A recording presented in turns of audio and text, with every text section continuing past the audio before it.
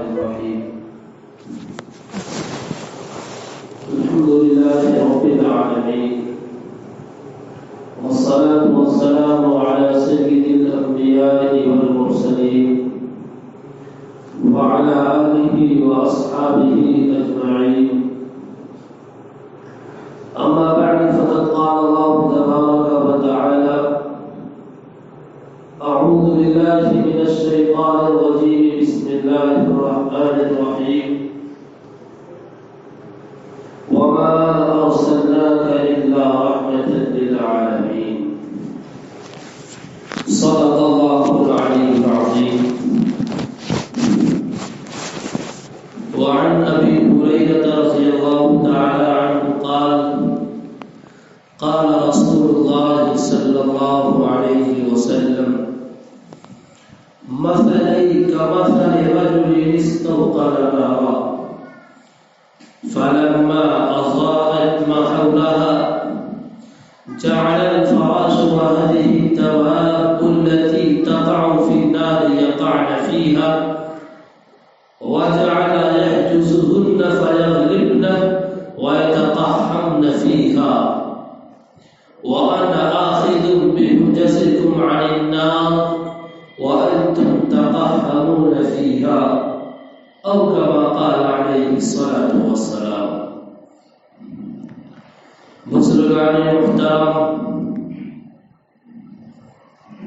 ربیع الاول کا مہینہ، آج ربیع الاول کی 10ویں تاریخ. ربیع کے معنی بہار کے آتے ہیں. اس مہینے میں دنیا نے ایسی بہار دیکھی تھی. اس مہینے میں بہار کا لانے والا آیا تھا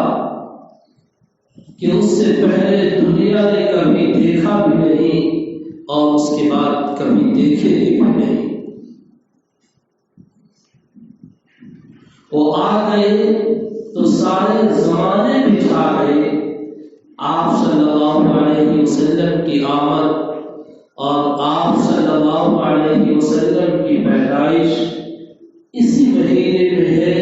اور آپ صلی اللہ علیہ وسلم اسی مہینے میں دنیا سے تشریف لے گئے.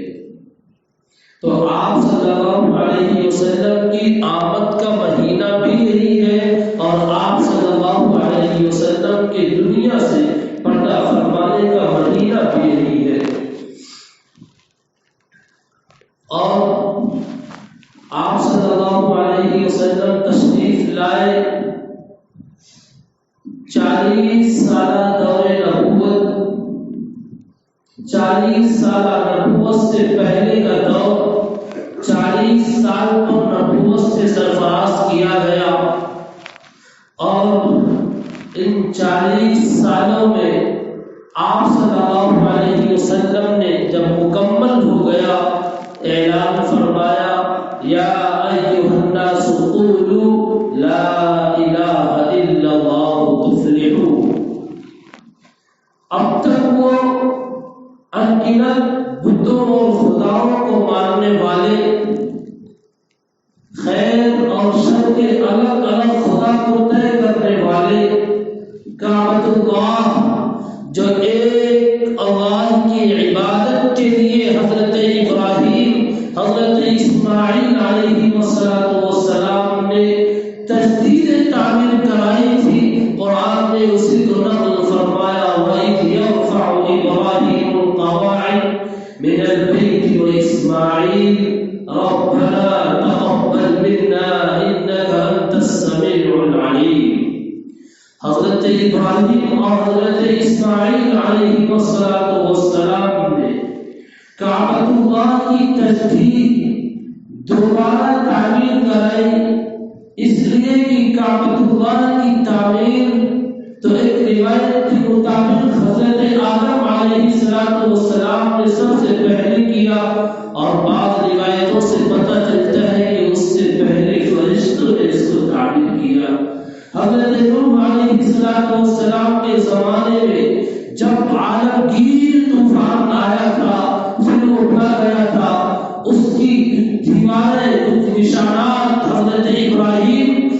الصلوۃ والسلام کو بتلائے گئے وَإِذْ يَرْفَعُ إِبْرَاهِيمُ الْقَوَاعِدَ مِنَ الْبَيْتِ وَإِسْمَاعِيلُ، وہ وقت یاد کرنے کے قابل ہے جب حضرت ابراہیم اور حضرت اسماعیل علیہ السلام کعبۃ اللہ کی دیواروں کو بلند کر رہے تھے. یہ نہیں کہا بنیاد رکھ رہے تھے، دیواروں کو بلند کر رہے تھے. اس وقت دعا مانگی ربنا وابعث فیہم رسولا منهم يتلو عليهم آياتك ويعلمهم الكتاب والحكمة ويزكيهم إنك أنت العزيز الحكيم.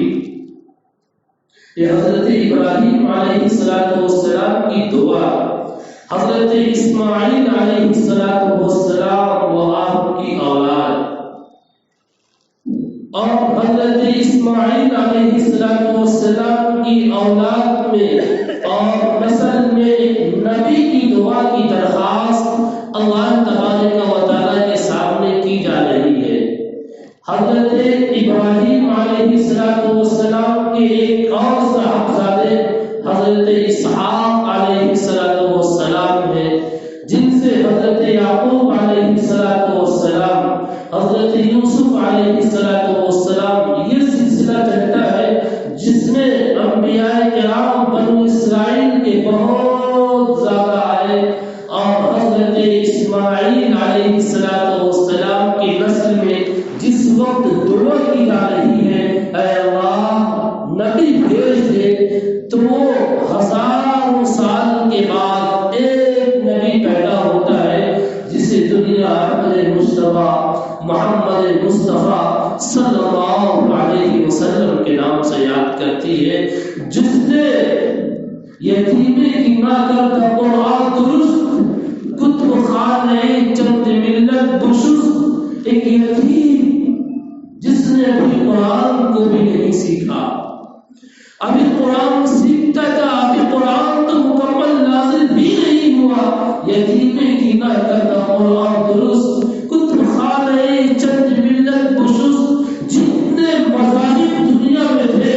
اور جتنے مسالک دنیا میں تھے، جتنے ادیان دنیا میں تھے، اللہ سب کو ختم کر دیا اور اعلان ہو گیا ان الدین عند اللہ الاسلام. اب اللہ کی نظر میں صرف دین اسلام باقی رہ گیا. اور سنو ومن یبتغ غیر الاسلام دینا فلن یقبل منہ، کوئی اسلام کے علاوہ کسی اور مذہب کو اپنائے گا،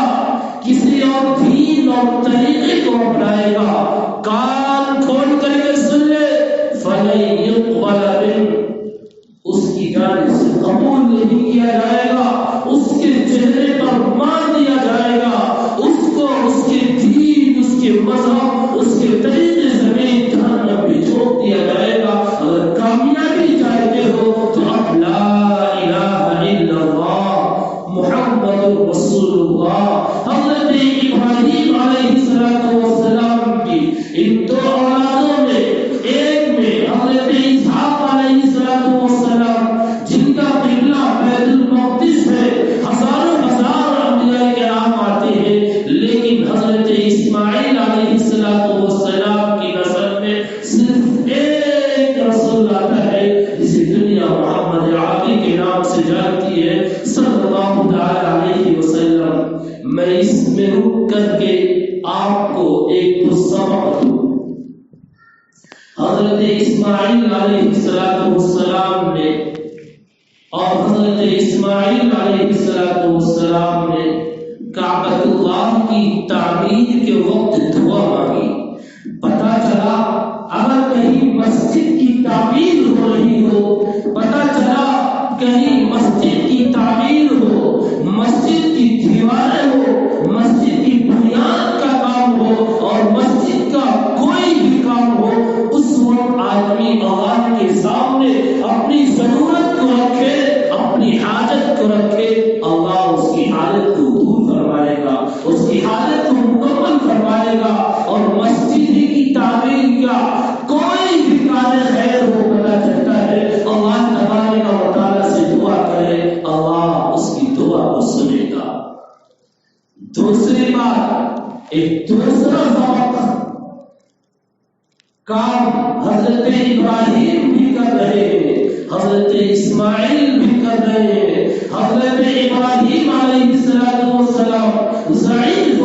ہیں حضرت اسماعیل علیہ السلام توانا طاقتور تنومند نوجوان ہے، لیکن قرآن کام کرنے میں سب سے پہلے نام لیتا ہے ابراہیم کا، پھر نام لیتا ہے اسماعیل کا۔ نوجوانوں کے لیے سبق ہے، نوجوانوں جب کسی کام کے لیے کہا جائے کام تم کرو گے، لیکن جو تمہارے سرپرست ہوں گے نام ان کا ہوگا۔ کبھی اس خیال میں نہ آ جانا کہ دیکھو کام تو ہم نے کیا، نام ہمارے بڑے کا ہو رہا، جی نام تو بڑے ہی کا ہونا چاہیے، کام تو چھوٹے ہی کرتے ہیں۔ جیسے حضرت ابراہیم علیہ السلام کا تذکرہ ہوا پہلے، حضرت اسماعیل علیہ السلام کا تذکرہ ہوا بعد میں۔ اس وقت جب حضرت ابراہیم نے دعا مانگی اور اس کے بعد اسی میں حضرت اسحاق، حضرت یعقوب، حضرت یوسف اور دیگر انبیاء کرام، حضرت موسیٰ علیہ السلام، پھر انبیاء کرام کے بنی اسرائیل کا نبیوں کا ایک لمبا اور طویل سلسلہ چلتا ہے، یہاں تک کہ بنی اسرائیل کے سب سے آخری نبی جسے دنیا حضرت عیسیٰ علیہ السلام کے نام سے جانتی ہے، اتنے سارے انبیاء کرام آئے۔ اللہ کے نبی حضرت ابراہیم خلیل اللہ نے دعا مانگی ہے، تن تنہا اسماعیل ہے، لیکن اس دعا کی قبولیت اور اس دعا کا مظہر، اس دعا کا ظہور ہزاروں سال بعد ہوتا ہے، اور 571 عیسوی میں، یعنی حضرت عیسیٰ علیہ السلام کے پیدائش کے 571 سال کے بعد، جبکہ بیچ میں ہزاروں سال کا فاصلہ ہے، اللہ کے نبی صلی اللہ علیہ وسلم دنیا میں تشریف لاتے ہیں۔ اب حضرت ابراہیم علیہ السلام کی دعا کا ظہور ہوتا ہے، پتہ چلا مسلمانوں دعا کے لیے ہاتھ اٹھاؤ، اس امید کے ساتھ اٹھاؤ، اللہ دعا قبول کرے گا، لیکن تمہارے سامنے وہ پورا ہو، تمہاری نگاہوں کے سامنے وہ چیز ہو جائے۔ یہ کوئی ضروری نہیں ہے، اتنے برگزیدہ نہیں ہو کہ حضرت ابراہیم سے بھی آگے بڑھ جاؤ، حضرت اسماعیل سے بھی آگے بڑھ جاؤ۔ دعا 1000 سال پہلے کی گئی، قبول 1000 سال کے بعد وہ عملی شکل میں آتی ہے۔ اس لیے دعا کرنے کے بعد کبھی مایوس مت ہونا۔ قرآن صاف اعلان کرتا ہے، ادعونی استجب لکم، مجھے پکارو میں تمہاری پکار کو سنوں گا۔ جس کا اللہ تبارک و تعالی وعدہ کرتا ہو، مجھے پکارو، مجھ سے دعا کرو، میرے سامنے اپنی ضرورتوں کو رکھو، میرے سامنے اپنی مشکلوں کو رکھو، میرے سامنے اپنے عزائم کو رکھو، اپنے ارادے کو رکھو، اس کو مکمل کرنے والا، اس کو قبول کرنے والا، پائے تکمیل تک پہنچانے والا میں ہوں۔ جب اللہ وعدہ کر رہا ہے، کیا اللہ کے وعدے میں کوئی جھوٹ ہے؟ کیا اللہ کے وعدے میں کوئی شک ہے؟ ان وعد اللہ حق، اللہ تبارک و تعالی کا وعدہ حق ہے، اللہ تبارک و تعالی کا وعدہ سچا ہے۔ کبھی ہمارے ایمان میں، ہمارے یقین میں، ہمارے اعتماد میں، ہمارے بھروسے میں ہمیں وہ مکمل یقین اور مکمل اعتماد پیدا کرنے کی ضرورت ہے، ایمان کی پختگی کی ضرورت ہے۔ حضرت محمد رسول اللہ صلی اللہ علیہ وسلم تشریف لے آتے ہیں۔ اسی کو ایک شاعر نے کہا تھا، ہوئے پہلوئے آمنہ سے ہوئیدا، ہوئے پہلوئے آمنہ سے ہوئیدا، دعائے خلیل اور نوید مسیحا۔ حضرت خلیل علیہ السلام کی دعا، حضرت عیسیٰ علیہ السلام کی بشارت، خوشخبری، وَمُبَشِّرًا بِرَسُولٍ يَأْتِي مِن بَعْدِهِ اسْمُهُ أَحْمَدُ، میں تمہارے اپنے بعد ایک نبی کے آنے کی خوشخبری دے رہا ہوں، یأتی من بعد اسمہ احمد، جس کا نام احمد ہوگا۔ تو ہوئے پہلوئے آمنہ سے ہوئیدا، دعائے خلیل اور نوید مسیحا۔ حضرت محمد رسول اللہ صلی اللہ علیہ وسلم تشریف لے آئے، سارے زمانے میں چھا گیا، وہ آ گئے تو سارے زمانے میں چھا گئے۔ اب صرف ایک ہی چلے گی، اللہ کی وحدانیت، اللہ تبارک و تعالی کی الوہیت، اللہ تبارک و تعالی کی ربوبیت، اللہ تبارک و تعالی کی خلاقیت، اللہ تبارک و تعالی کی رزاقیت، محمد رسول اللہ کی رسالت، محمد رسول اللہ کا پیغام، محمد رسول اللہ کی لائی ہوئی شریعت صلی اللہ علیہ وسلم جب اعلان کرتے ہیں یا ایھا الناس قولوا لا الہ الا اللہ تفلحوا، اے لوگو لا الہ الا اللہ پڑھو کامیاب ہو جاؤ گے۔ یعنی اتنے سارے خداؤں کو تم مانتے ہو، نہیں، ایک اللہ کو مانو اور ایک اللہ کی ماننے میں بھلائی ہے۔ قرآن نے ایک جگہ ایک مثال دے کر کے سمجھائی، ضرب اللہ مثلا رجلا شرکاء متشاکسون فیہ ورجلا سلما لرجل هل يستویان مثلا الحمدللہ بل اکثرهم لا يعلمون۔ اللہ نے مثال بیان فرمائی ایک غلام جس کی کئی آقا، رجلا شرکاء متشاکسون فیہ، جب حکم کرتے ہیں، ایک کہتا ہے پانی پلانے کے لیے، اسی وقت میں دوسرا کہتا ہے کھانا لانے کے لیے، اسی وقت میں تیسرا کہتا ہے تیسرے کام کے لیے، اسی وقت میں چوتھا تو چوتھے کام کا حکم دیتا ہے۔ بتلاؤ کیا یہ شخص ان چاروں کاموں کو 8-10 آقا ہو تو کیا ان 8-10 کاموں کو بیک کو کر سکتا ہے؟ بالکل نہیں کر سکتا۔ ضرب اللہ مثلا رجلا شرکاء متشاکسون فیہ ورجلا سلما لرجل، اور ایک آدمی وہ ہے جو خالص ایک شخص کا ہے،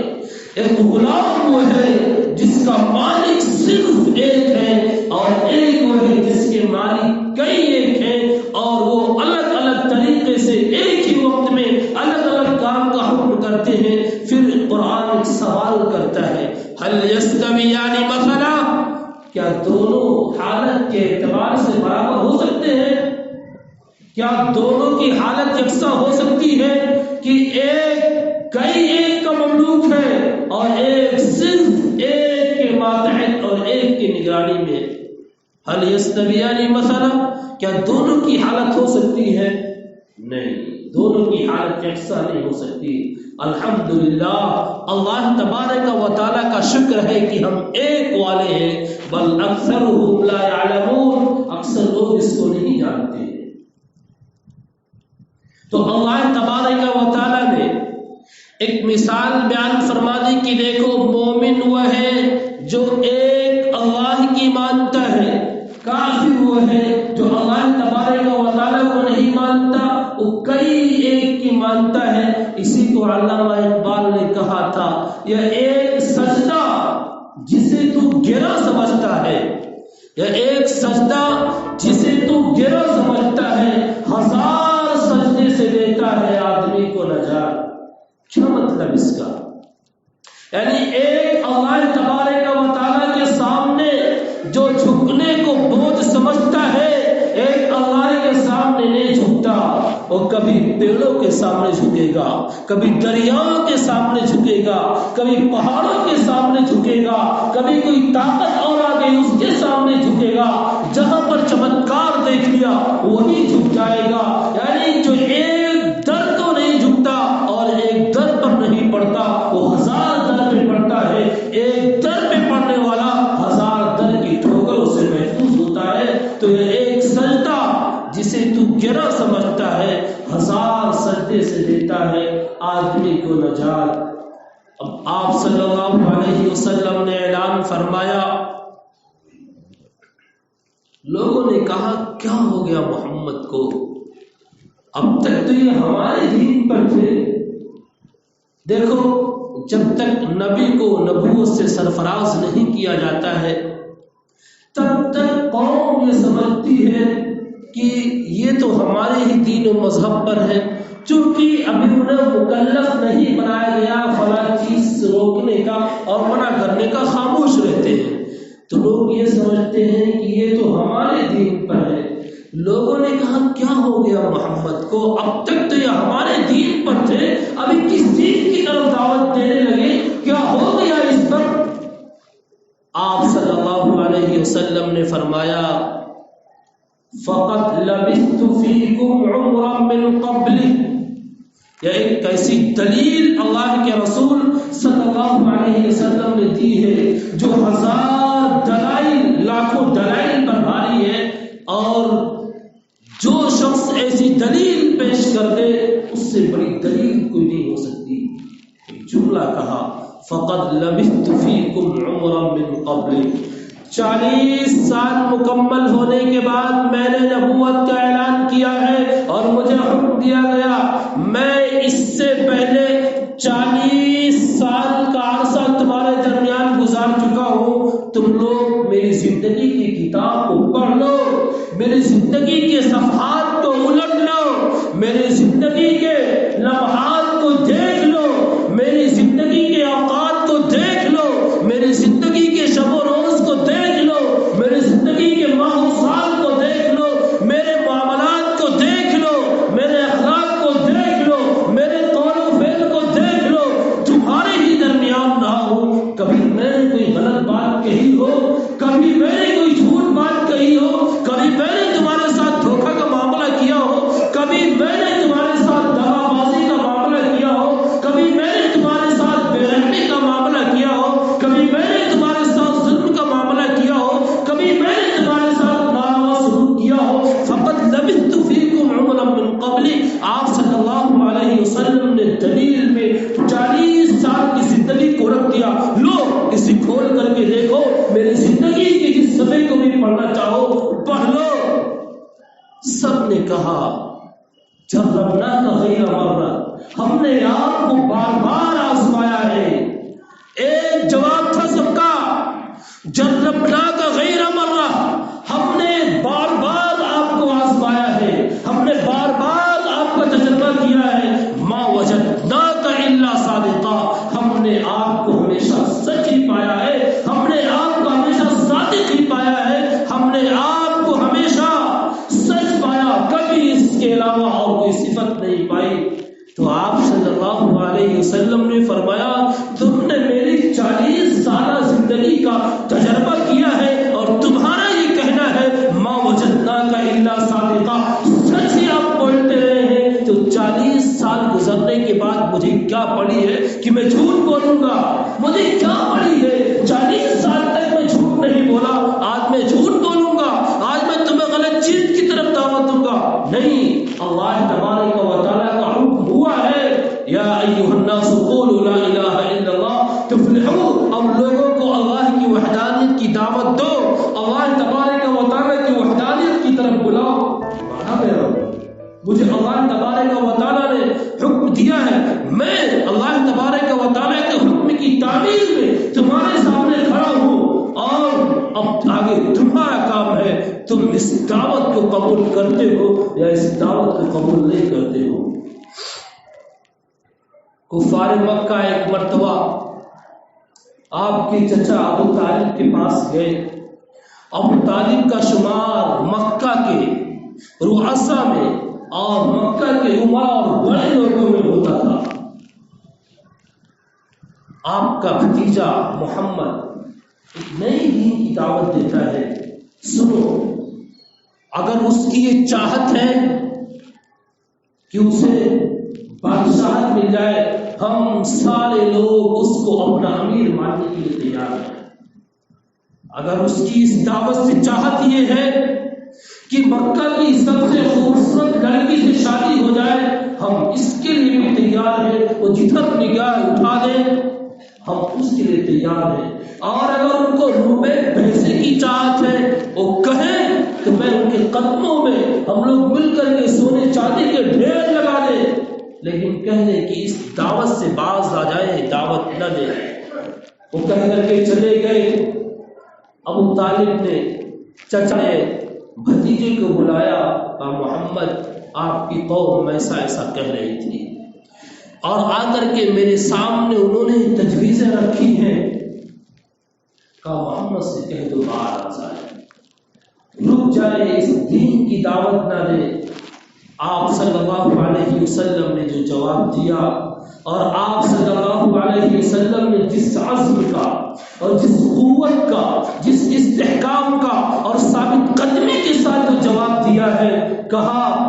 مجھے اس کی کوئی چاہت نہیں ہے، اگر میں اللہ تبارک و تعالیٰ سے دعا کر دوں، بلکہ اللہ تبارک و تعالیٰ نے خود کہا محمد اگر تم چاہو تو یہ تمہارے سامنے جو حد پہاڑ ہے اور ادھر یہ پہاڑ ہے، کہ آپ کہیں جب میں اس کو سونے کا بنا دوں اور آپ کے پاس یہ چلتا رہے اور آپ کے ساتھ یہ چلتا رہے، آپ کو کسی چیز کی ضرورت نہ ہو۔ لیکن آپ صلی اللہ علیہ وسلم نے کیا فرمایا تھا؟ اے اللہ میں چاہتا ہوں ایک دن کھاؤں تو تیرا شکر ادا کروں، اور ایک دن بھوکا رہوں تو صبر کروں۔ صبر کو بھی تو پسند کرتا ہے اور شکر کو بھی تو پسند کرتا ہے۔ حضرت محمد رسول اللہ صلی اللہ علیہ وسلم نے فرمایا چچا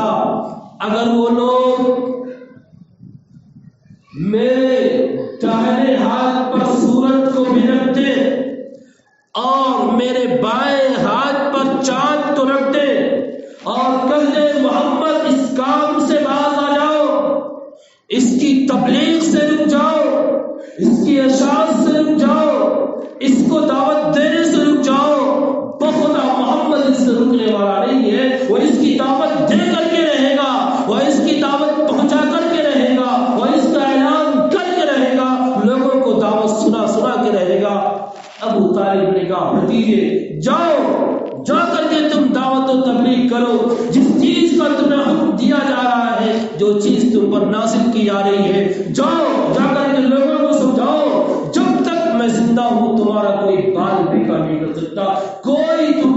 پر نگاہ نہیں اٹھا سکتا۔ یہ آپ صلی اللہ علیہ وسلم نے اس قوت کا اور آپ صلی اللہ علیہ وسلم نے اس استحکام اور ثابت قدمی کے ساتھ جواب دیا تھا کہ چاند ایک ہاتھ پر رکھ دیا جائے اور ایک ہاتھ پر سورج کو رکھ دیا جائے، پھر بھی اس کام سے باز آنے والے نہیں۔ کیوں؟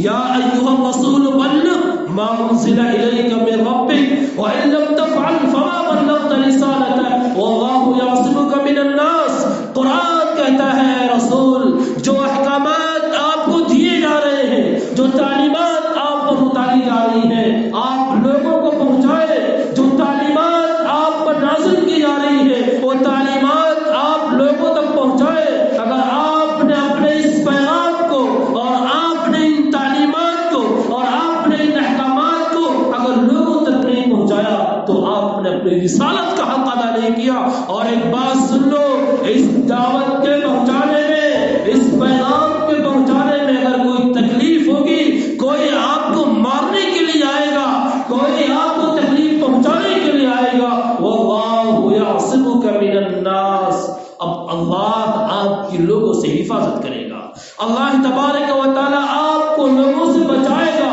محفوظ رکھے گا۔ ان اللہ لا یہدی القوم الکافرین، اللہ ناشکرے اور کافر قوم کو ہدایت نہیں دیتا ہے۔ یا آپ صلی اللہ علیہ وسلم نے وہ پیغام، اور آپ کا پیغام ایک زمانے کے لیے نہیں، ایک قوم کے لیے نہیں، ایک قبیلے کے لیے نہیں، ایک صوبے اور ایک ملک کے لیے نہیں، اور صرف ایک صدی کے لیے نہیں، بلکہ رہتی دنیا تک کے لیے،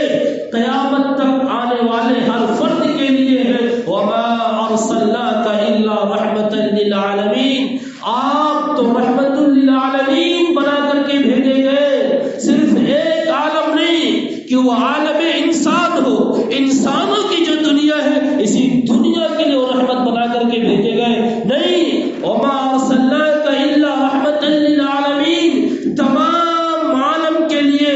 چاہے وہ عالم انسانیت ہو، چاہے وہ عالم جن ہو، چاہے وہ عالم جمادات ہو، چاہے وہ عالم نباتات ہو، چاہے وہ عالم ملائکہ ہی کیوں نہ ہو، فرشتوں کی دنیا کیوں نہ ہو، ہر ایک کے لیے اللہ کے رسول صلی اللہ علیہ وسلم رحمت بنا کر کے بھیجے گئے۔ درختوں کے بارے میں بھی حکم ہے کہ جو درخت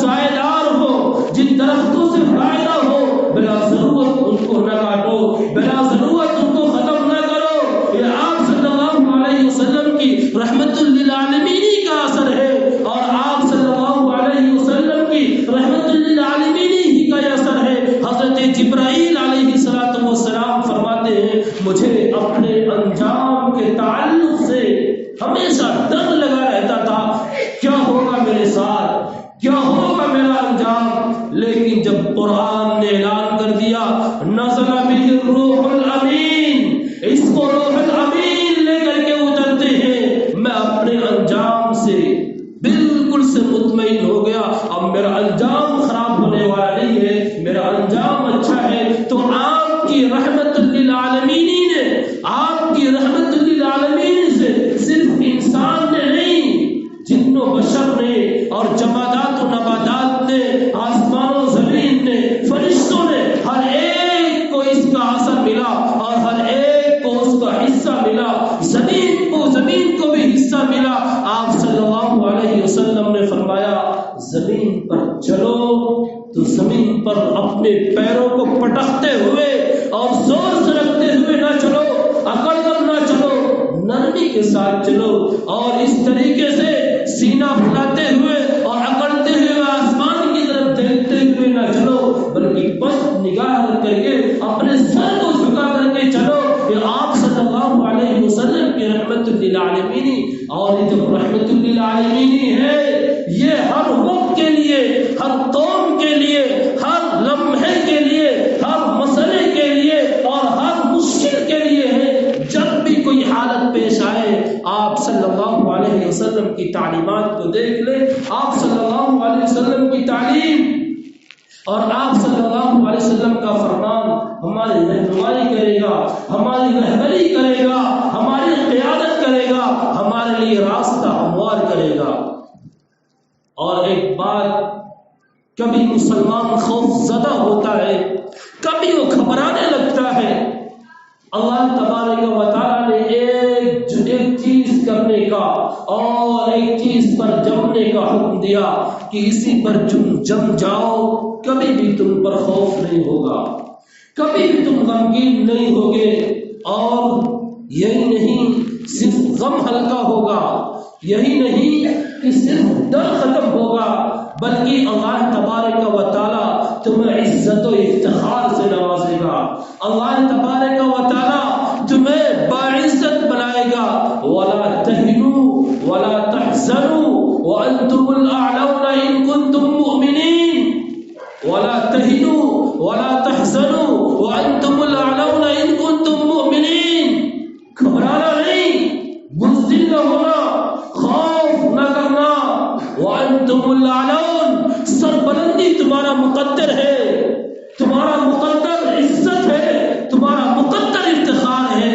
شرط یہ ہے ان کنتم مؤمنین، اپنے ایمان میں کامل ہو جاؤ، اپنے ایمان میں پختہ ہو جاؤ، اپنے ایمان پہ ثابت قدم ہو جاؤ۔ اگر آج مسلمان اپنے ایمان پر ثابت قدم ہو جائے، دنیا کی کوئی طاقت نگاہ اٹھا کر نہیں دے سکتی۔ آج ہمارے سامنے بابری مسجد کا مسئلہ ہے، لوگ خوف میں مبتلا ہے، لوگ ہراس میں مبتلا ہے، ڈر ہے، حالات کہیں ایسے نہ ہو جائے، حالات کہیں ایسے نہ ہو جائے۔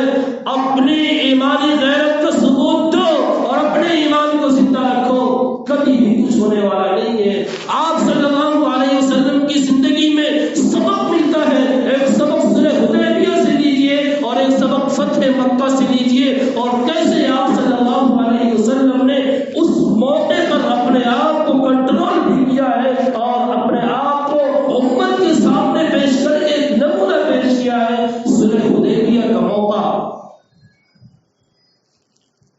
کفار مکہ نے روک دیا، آپ عمرہ نہیں کر سکتے، حدیبیہ کے مقام پر روک دیا گیا، ادھر سے آیا اب ایک معاہدہ ہوگا، اس معاہدے پر دستخط ہوگی، معاہدے پر بہت ساری باتیں طے ہوئی، اس میں سے ایک بات یہ بھی آئی کہ اگر کوئی مکہ کا کافر مسلمان ہو کر کے مدینہ طیبہ جاتا ہے اسے واپس کرنا ہوگا، لیکن اگر کوئی مدینہ طیبہ سے کوئی مسلمان، کوئی مومن کافر ہو کر کے مکہ آتا ہے اسے واپس نہیں کیا جائے گا، یہ شرط بھی منظور کر لی جاتی ہے۔